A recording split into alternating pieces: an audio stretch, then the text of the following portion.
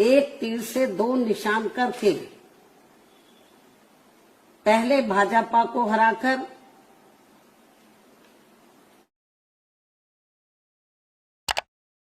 हमारे चैनल को सब्सक्राइब करें और बेल आइकन दबाएं।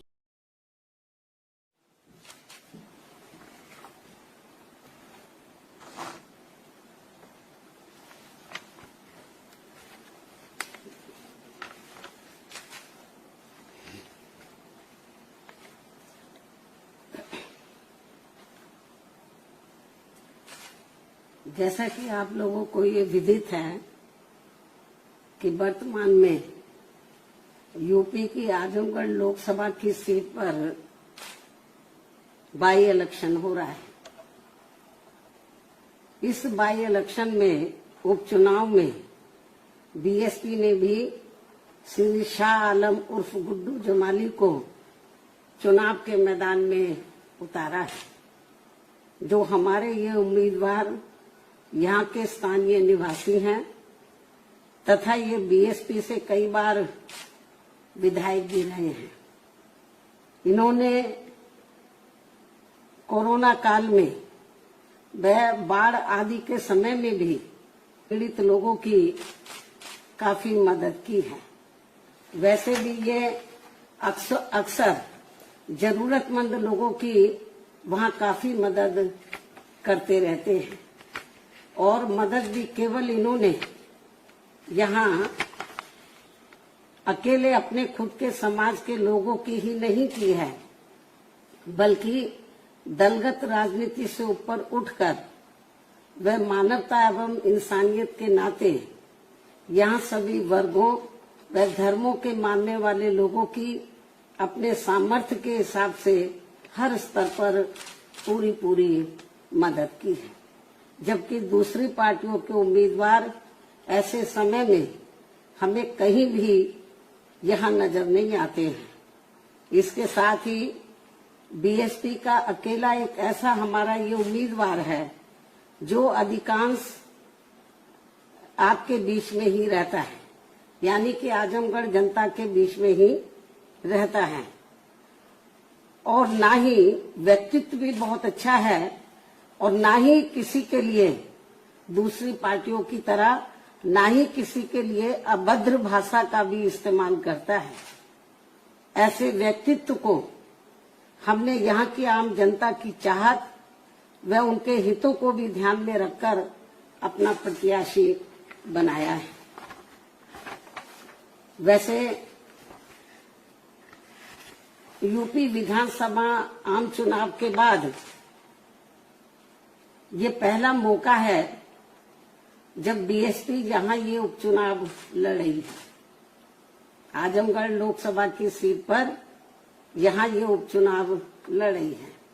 हालांकि ये उपचुनाव है, किंतु लोगों के लिए यह इस मायने में खास व अति महत्वपूर्ण है कि वे एक तीर से दो निशान करके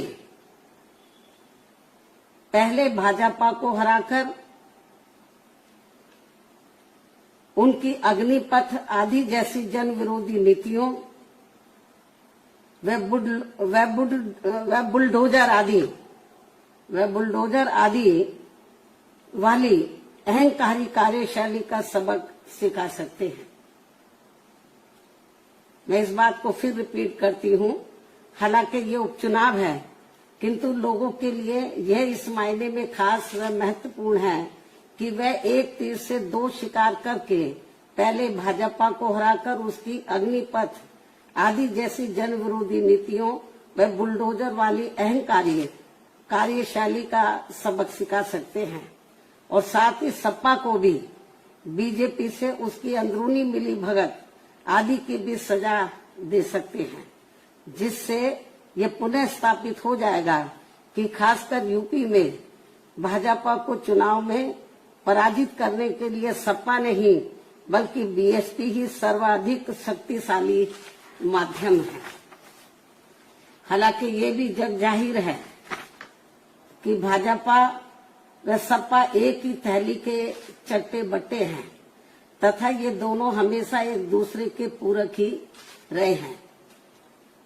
साथ ही इन दोनों पार्टियों की नीति व कार्यशैली एक दूसरे को अंदर अंदर राजनीतिक तौर पर मदद व मजबूत बनाने की ही रही है, जिसके एक नहीं बल्कि अनेकों उदाहरण लोगों के सामने मौजूद हैं, जिसका खामियाजा औरों से कहीं अधिक यहाँ अकलियतों व समाज के अन्य उपेक्षित वर्गों के लोगों को ही उठाना पड़ता है।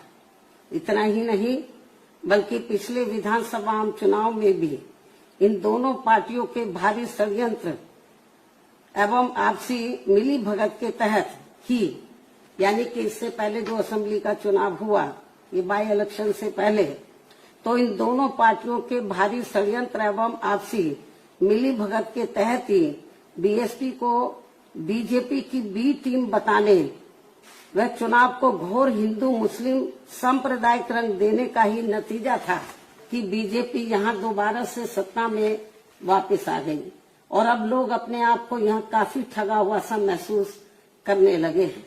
वास्तव में वैसी गलती खासकर विशेष एक समुदाय के लोगों को अब यहाँ आगे नहीं दोहरानी चाहिए। खासकर आजमगढ़ के लोकसभा उपचुनाव में तो ये गलती बिल्कुल भी नहीं करनी चाहिए।